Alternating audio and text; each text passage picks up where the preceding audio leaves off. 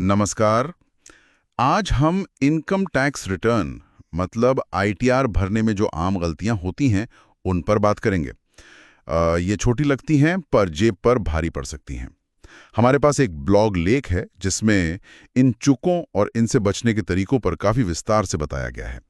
तो हमारा इरादा है कि इस लेख की जो खास बातें हैं वो आप तक आसान भाषा में पहुंचाएं ताकि भाई टैक्स फाइलिंग थोड़ी कम डरावनी लगे और गलतियों से बचा जा सके। तो चलिए, सबसे पहली जो आम गड़बड़ है वो है सही आईटीआर फॉर्म न चुनना। कई बार लोग खासकर फ्रीलांसर या जिनकी साइड इनकम होती है वो शायद आसानी के चक्कर में आईटीआर 1 भर देते हैं, जबकि हो सकता है उन्हें आईटीआर 3 या आईटीआर 4 भरना चाहिए था। हाँ बिल्कुल। और ये छोटी सी लगने वाली चूक ना महंगी पड़ सकती है।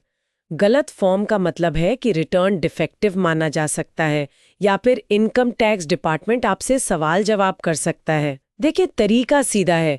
अपनी सारी इनकम के सोर्स देखिए। सिर्फ सैलरी है तो आईटीआर 1 ठीक है, पर अगर बिजनेस या प्रोफेशन से भी कमा रहे हैं तो शायद आईटीआर 3 लगेगा, और अगर वो प्रिजम्पटिव स्कीम वाले हैं तो आईटीआर 4। थोड़ा भी कंफ्यूजन हो तो किसी टैक्स सलाहकार से पूछ लेना ही सबसे अच्छा है। अच्छा, तो फॉर्म वाला मामला तो समझ आया, पर इसके बाद जो अगली गलती है वो तो शायद और भी ज्यादा लोग करते होंगे। मतलब अपनी सारी कमाई ना दिखाना। कभी सेविंग्स अकाउंट का छोटा मोटा ब्याज रह गया, कभी कोई छोटा फ्रीलांस काम किया था, या आजकल जैसे वो क्रिप्टो या एनएफटी से कुछ कमाया, बताना भूल गए। बिल्कुल। और टैक्स डिपार्टमेंट इसलिए इनकम छिपाना मान सकता है। देखिए, अब तो फॉर्म 26AS तो है ही, साथ में एआईएस यानी एनुअल इन्फॉर्मेशन स्टेटमेंट भी आ गया है। एआईएस में तो आपकी लगभग सारी बड़ी फाइनेंशियल ट्रांजैक्शंस की जानकारी होती है जो डिपार्टमेंट के पास है। तो बहुत ज़रूरी है कि आप अपनी बताई इनकम का मिलान इनसे कर लें। पक्का हो जाता है कि कुछ छूटा तो नहीं। हाँ, ये एआईएस वाला पॉइंट तो बहुत जरूरी है अब। अच्छा, तीसरी गलती पर आते हैं। डिडक्शंस का पूरा फायदा ना उठाना। मतलब टैक्स बचाने के इतने सारे तरीके हैं। सेक्शन 80C है जिसमें एलआईसी, पीपीएफ, बच्चों की स्कूल फीस वगैरह आता है। फिर 80D है हेल्थ इंश्योरेंस का, 80E एजुकेशन लोन के ब्याज का, 80G दान का। लोग क्लेम करना चूक जाते हैं। और इसमें एक दिलचस्प बात बताती हूँ। कई बार जो सैलरी वाले लोग होते हैं वो साल के बीच में अपने एम्प्लॉयर को इन सब कटौतियों के प्रूफ नहीं दे पाते, खासकर 80G यानी दान की रसीद या 80E लोन के इंटरेस्ट का सर्टिफिकेट। लेकिन अच्छी बात यह है कि अगर आपके पास वैलिड प्रूफ है ना, तो आप आईटीआर फाइल करते समय सीधे इनका क्लेम कर सकते हैं, भले ही आपने एम्प्लॉयर को न बताया हो। सीधा सीधा पैसा बच सकता है। अरे वाह, ये तो बहुत काम की बात बताई।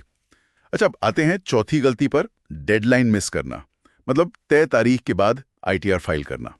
जहां तक मुझे पता है, ज्यादातर लोगों के लिए फाइनेंशियल ईयर 2024-25 यानी असेसमेंट ईयर 2025-26 का रिटर्न भरने की आखिरी तारीख 31 जुलाई 2025 है। हाँ बिल्कुल।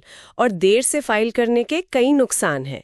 एक तो लेट फीस लगती है सेक्शन 234F में, जो 1000 से 5000 तक हो सकती है आपकी इनकम के हिसाब से। दूसरा, अगर कोई टैक्स बकाया है तो उस पर ब्याज भी देना पड़ता है सेक्शन 234A, B, C के तहत। और शायद सबसे बड़ा नुकसान ये है कि आप कुछ तरह के लॉस जैसे बिजनेस लॉस या कैपिटल लॉस को अगले सालों के प्रॉफिट से एडजस्ट करने का हक खो सकते हैं। तो मेरा तो यही सुझाव है, रिमाइंडर लगाइए और आखिरी तारीख का इंतजार मत कीजिए। जल्दी फाइल करना बेहतर है। सही कहा, मतलब जल्दी फाइल करना ही समझदारी है। पर क्या सिर्फ फाइल कर देना काफी है? यहीं पर आती है पांचवी गलती, आईटीआर वेरीफाई करना भूल जाना। हाँ, ये तो बहुत होता है। लोग फाइल कर देते और सोचते हैं काम खत्म, लेकिन वेरिफिकेशन के बिना आपका आईटीआर अधूरा है। उसे इनकम टैक्स डिपार्टमेंट प्रोसेस ही नहीं करेगा। समझ लीजिए कि भरा ही नहीं। आजकल वेरिफिकेशन बहुत आसान हो गया है। आधार ओटीपी से कर सकते हैं, नेट बैंकिंग से कर सकते हैं, या ईवीसी होता है, इलेक्ट्रॉनिक वेरिफिकेशन कोड, उससे भी हो जाता है। बस ध्यान ये रखना है कि फाइलिंग के 30 दिनों के अंदर वेरीफाई करना जरूरी है, नहीं तो सारी मेहनत बेकार। तो फाइलिंग के फौरन बाद पोर्टल पर जाकर वेरिफिकेशन स्टेटस जरूर चेक कर लेना चाहिए। अच्छा, छठी गलती, ये उन लोगों से ज्यादा जुड़ी है जिनकी टीडीएस कटने के बाद भी टैक्स देनदारी साल में 10,000 रुपए से ज्यादा बनती है। वो है एडवांस्ड टैक्स को नजरअंदाज करना। बिल्कुल। खासकर फ्रीलांसर्स और छोटे व्यापारी अक्सर इस नियम पर ध्यान नहीं देते। नियम साफ है, अगर आपकी अनुमानित टैक्स लायबिलिटी 10,000 रुपए से ज्यादा है पूरे साल की, तो आपको एडवांस टैक्स किश्तों में चुकाना होता है। ये साल में 4 बार भरना होता है। अगर नहीं भरते हैं तो सेक्शन 234B और 234C के तहत ब्याज लगता है। तो अपना फॉर्म 26 एज देखकर TDS चेक करें, अपनी इनकम का अंदाजा लगाएं और एडवांस टैक्स टाइम पर भरें। और अब आखिरी 7वीं गलती, ये थोड़ी टेक्निकल है पर अब आजकल बहुत आम है। इनकम टैक्स पोर्टल अब काफी जानकारी जैसे फॉर्म 26AS, AIS, आपकी सैलरी डिटेल्स, ये सब खुद ही भर देता है, जिसे प्री फिल्ड डेटा कहते हैं। गलती तब होती है जब हम इस प्री फिल्ड डेटा को बिना ठीक से जांचे मैनुअली कुछ और जानकारी भर देते हैं। सही कहा। देखिए, अगर पोर्टल पर जो जानकारी पहले से भरी है और जो आप भर रहे हैं उसमें अंतर हुआ तो मिसमैच हो जाएगा। इससे क्या होगा, या तो प्रोसेसिंग में देरी लगेगी या फिर डिपार्टमेंट से नोटिस आ सकता है। तो हमेशा सलाह यही है कि पोर्टल पर जो प्री फिल्ड जानकारी है उसे अपने रिकॉर्ड्स जैसे bank statement, salary slip, investment proof से अच्छे से मिलाएं। सब ठीक लगे तभी फाइनल सबमिट करें। तो कुल मिलाकर ये कुछ आम गलतियां थीं। देखिए, ITR फाइल करना सिर्फ एक कानूनी जरूरत पूरी करना नहीं है, ये एक तरह से अपनी फाइनेंशियल हेल्थ को ट्रैक पे रखने का मौका भी है।